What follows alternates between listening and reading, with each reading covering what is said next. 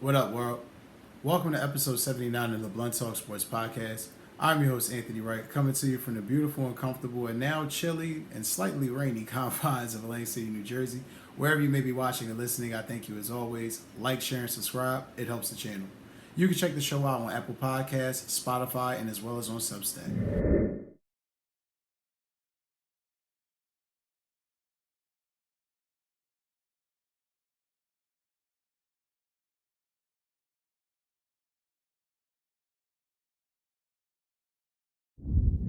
Hopping right into this episode 79 is going to be dedicated to the Bird Gang, Fly Eagles Fly, in their preparation for the upcoming game against the Tampa Bay Buccaneers. Also talking a little bit about some of the things I noticed in the week leading up after their victory, late victory against the New Orleans Saints this past Sunday.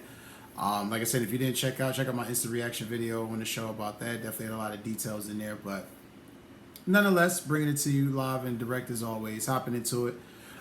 This week was a little worrisome because we know that a lot of guys that went down during the game, especially key one being Devonta Smith, aka Smitty.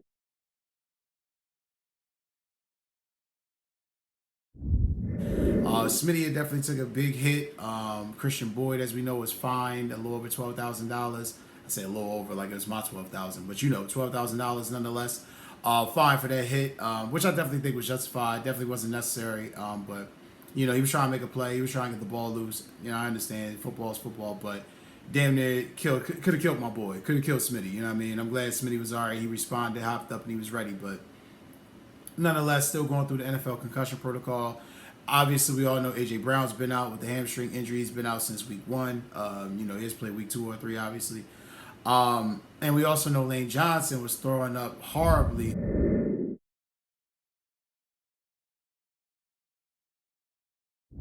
on the sidelines after suffering a concussion against the Saints, and that was worrisome. But then the good news, Fred Johnson came in, as did Tyler Steen, come in and solidified the right side of that line and played outstanding against the Saints. So all's would have ended well, but big game coming up against the Bucs, especially being it's a team that you played in the playoffs last year that beat the shit out of you. There was no A.J. Brown in that game as in the playoff game as well last postseason. And you're really going to need a lot of those guys to definitely be ready for that Todd Bowles front and that defensive front. And it's going to be interesting to see how Jalen and Kellen Moore are going to prepare their plan of attack against this defensive front and that blitz package that Todd Bowles has been hella successful against Jalen Hurts. I think what's even doper, looking even further at it, when you realize that today A.J. Brown and Lane Johnson got back out in the field today and practiced, and that to me is huge. A.J. Brown was listed as questionable, so is Lane Johnson as far as we can speak. If they play, it's still up in the air, but nonetheless, getting those guys back is going to be tremendous to helping this team, tremendous to possibly putting this team over the top and winning that game, because you're going to need these guys back at some point. It's very hard offensively to install a new offense, expect guys that are not of that tier and caliber to run the same plays that AJ and Smitty run. It's just not going to happen. Guys are going to have to step up, of course. That's why you have Dallas Goedert. That's why you got Saquon Barkley. That's why you got some other guys in there. But more or less some of the other receivers, the John Rosses, the Johnny Wilsons, guys like that are definitely going to have to step up and play well if this team is going to have any shot to really sustain throughout the season, not just win this game Sunday at 1 o'clock in Tampa against the Bucs. But getting AJ and Lane Johnson out there on practice field today was definitely tremendous. It was definitely a good sign, but we'll see what happens by Sunday. And if Lane Johnson doesn't play, we know Fred Johnson, who filled it for him very admirably, will definitely be in the game. Milton Williams was limited in participant yesterday in practice. Didn't really see anything about his status today. I believe he did practice, may have been limited again. However, we'll see what his status is also regarding Sunday at 1 o'clock. Mekhi Becton is back, though. That's definitely good to see. Landon Dickerson is back, and Darius Slay, especially after suffering that scary knee injury from being driven in the fucking sidelines by the right tackle Penning from the New Orleans Saints, which was crazy to even see. But like I said, good thing to see he's back. And all those guys are full participants and back at practice too. So looks like we're getting some guys back healthy, possibly for this game against Tampa. Definitely hoping to see if they can, because if they can, it's going to be very interesting to see how things play out, because that's going to be a big game, low-key big game for Philadelphia and Tampa Sunday. Brandon Graham. If anybody has thought the demise of Brandon Graham has been greatly over-exaggerated, I think I would definitely be in that crowd, and I think we can all stand in concurrence and agree that his demise has been greatly over-exaggerated. Not even understanding this, but really getting it, like, after I read the full article, Brandon Graham has admitted that he is contemplating playing one more year.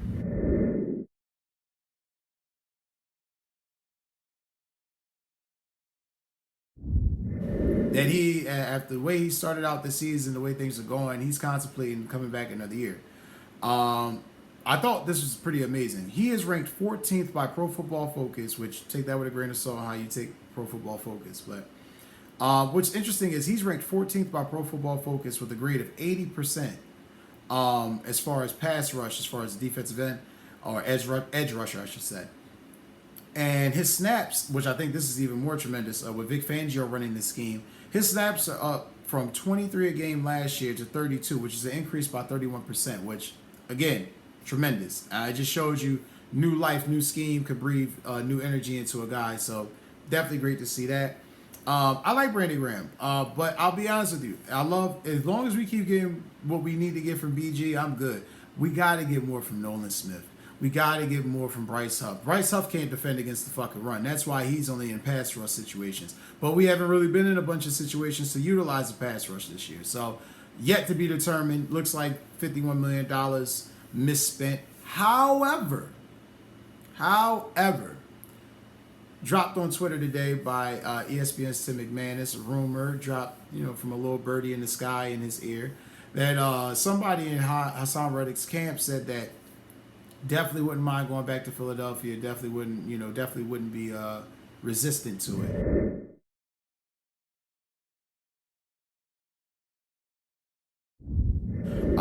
I think if you're Philadelphia, I know it's early. I know you got to give things time. I know you just had a game where Jalen Carter and Jordan Davis came along and they played great. And you had a game where the defensive line played really well, outstanding as a whole. You might have to think about this. Because, in all honesty, you were going to flip this guy for a 6th-round pick. You might just have to admit you made a mistake, Howie.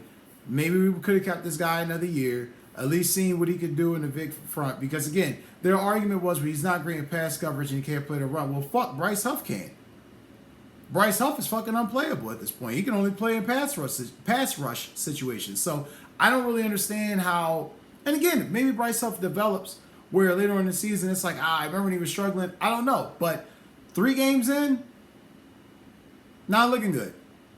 Not looking good. So I think the fact that the Hassan Reddick news came out there, definitely something I think from his agent. I don't think that's something necessarily the Eagles put out there. I think that's definitely his team and his people putting it out there. I'm pretty sure he would love to be back with Philadelphia.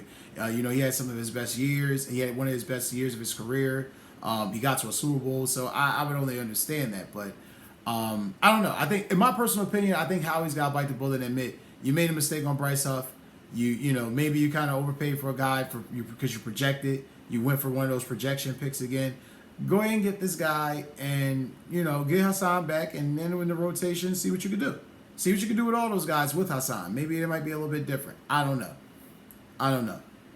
What does that mean for Nolan Smith? He has to fucking play better.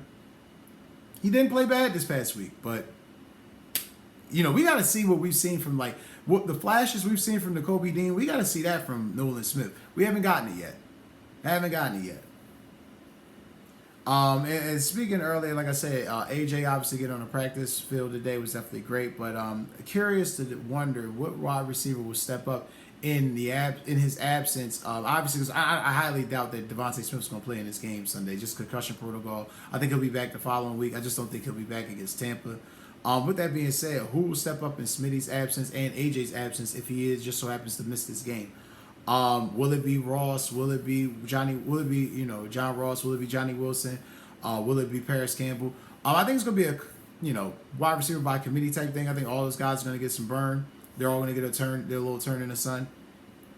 My guess though, probably more Wilson and Ross, just because you've seen that Hurts has a little bit more familiarity. He's definitely trusts Johnny Wilson, tries to get him the ball a little bit more. John Ross, there definitely was some splash plays with Hurts and Ross in camp that I definitely reported on the show. So I think there's some camaraderie there. Paris Campbell, he's got familiarity in the offense, but he's fighting for his life. I mean, I saw he got a couple a touch or two in the game Sunday against New Orleans, but not really moving the needle.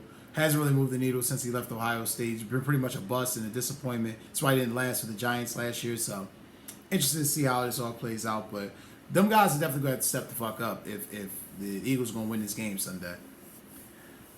Just seems like to me, honestly, more Saquon and more Jalen Hurts run-centric offense, because you're going to have to keep that blitz at bay, and they're going to be biting on play action. So if you can get them biting on play action too, that's going to be tremendous for this offense as well. Anything to alleviate Jalen getting his head knocked the fuck off and him looking like how he looked in that game last postseason against the Bucks in January. It just looked horrible.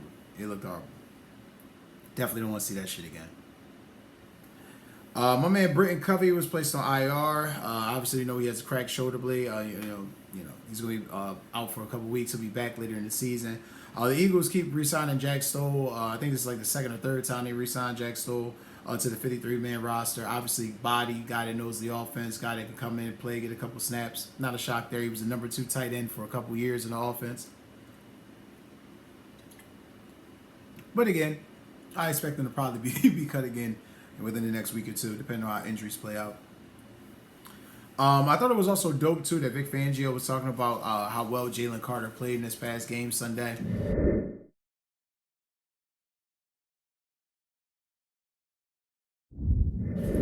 And what he needs to do to sustain and play at a high level. And I also have the comments that he had posted there in the video, but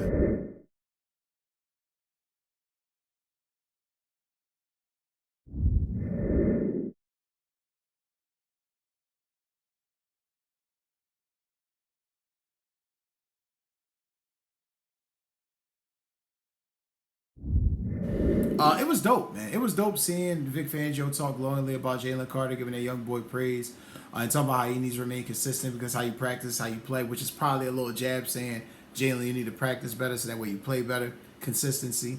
But I love it. I love that this old head is really testing these young guys and forcing them to have to play better, because that's what we're going to need. If we're going to be a championship defense and we're going to contend in the winter and contend in late January, February, and be in the Super Bowl, have any shot at it, this defense is going to have to keep playing at that level that they play Sunday. I don't expect that every week. I have common sense. I know you're playing different offenses, different schemes. It's going to cause you to do different things. However, they can play at that level for the majority of the season. This team is a sure lock to be a threat to get to the Super Bowl and be playing in New Orleans. Especially if Jalen Carter is playing at that level, because you're going to need him and Jordan Davis playing at that level for this team, and especially that defense to have a shot. Last but not least, I want to round up some of the keys to the game that I think are going to be very pertinent going into Sunday for the Philadelphia Eagles. On offense, I think offense is sexy, so we're going to definitely start with offense first. Definitely going to be a blend of Saquon with a splash of ball distribution. I think definitely to blunt the blitz, they're going to have to do a lot of that quick game, which is run quick, pass quick game.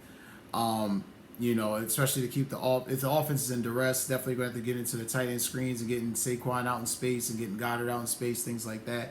But I think that we're going to have I think the Eagles are going to have a definitely way better game plan for this Buccaneers defense and Todd Bowles blitz packages. And we're really going to see how Jalen progresses, because ultimately if Jalen is better against these blitz packages, the Eagles will cook them. They'll cook them, but it's really going to be dependent on how the offensive line plays, how Jalen reads the blitzes, and how we can stunt the different disguises and blitzes that Todd Bowles has in his exotic foray of defense. Defensively, very simple. Can they just sustain like they did this past week? Can they sustain that level of defense, even half of that level of defense, and they'll be all right? Sound run defense is going to be a key. They're going to have to definitely get off the field on third down, especially against this Bucs offense. Because looking at it, like I said, the DBs are definitely going to get tested. Must be consistent and physical with Tampa's wide receivers, especially with Godwin. I know Mike Evans was on the injury report throughout the week. I'm pretty sure he's going to play. And it's going to be interesting to see how the officials call this game. Because typically, I noticed last year in the postseason, they didn't really granted the Eagles corners weren't even that fucking good to really defend the Bucks wide receivers, but when the Eagles wide receivers did try to play a little physical, they did let some of it get away, but granted it was the playoffs. Interesting to see how that works out because on both teams, especially for the Eagles defense, if the Eagles are allowed to play a little physical with the Bucks, I think that plays to their advantage on how they want to play against Baker Mayfield. Because if the Eagles can play aggressive on defense, cornerback wise, against the Bucks wide receivers, Baker Mayfield's going to have a hard time getting rid of that ball. It's going to be a lot of improv, him trying to make plays and scramble, and him taking extra hits that he probably shouldn't be taking and putting the ball at risk. Because you ultimately, if you're the Eagles defense, the whole game plan is not necessarily make Baker beat us, but yeah, take the running game away, make him have to throw 50 some odd times, and force him to have to make plays and put him in situations where he's not really keen or prepared or ready to really stop or blunt that attack, that pass rush that's coming at him. Because, I mean, we saw it last year. This same team played him in the regular season. That pass rush swallowed him up. He had really no answer. Now, the difference was in the postseason, they were prepared. And that defense lost confidence. Team was going in on a losing streak, really was kind of wayward, giving cliches and soliloquies to try to conjure up some spirit to play, and they just weren't there. It wasn't there. But I think this time may be different. I really do. I think this time may be different. Looking at some of the stats from the Buccaneers that I think will be key for the Eagles to be able to exploit. The Bucs are typically and it's kind of weird because I mean, watching the highlights, they've definitely been making plays this year. But if you look at the games, they've actually been like a middle of the pack style offense. As far as offensively, they rank 15th, and it's definitely 15th in points. And in yards, they actually ranked 25th, which I was actually kind of shocked to see, which kind of shows you they've got like a mediocre passing game. I mean, Baker's really, his average yards per attempt is like 6 yards. So he's not really, throwing it downfield. So if you can really take away that intermediate passing game and force them into quick decisions, that kind of stunts their offense. Because the whole game plan for them is to make sure the ball's out of his hand quickly. Defensively, this is why I think if AJ's healthy, it's having Saquon's going to be the difference compared to that postseason game especially. But I think what may be the major difference, if you have Saquon and AJ out there, this defense is ranked 15th. And that's 15th in points, and they're 27th in yards. So the Eagles should be able to move the ball against them. The key will be scoring touchdowns. And ensure that the running game for the Buccaneers on defense is neutralized. And if you can do that, then the Eagles will have this game sold up. But obviously, the game has to be played. We'll see. But that's going to do it for this episode, guys. It's going to do it for my Week 3 recap for the Birds. Definitely stay tuned. Like I said, the game's at 1 o'clock Sunday. I'll definitely have a live reaction after the game. Like, share, and subscribe. Check us out on Apple Podcasts, Spotify, and on Substack. Take care and enjoy your weekend.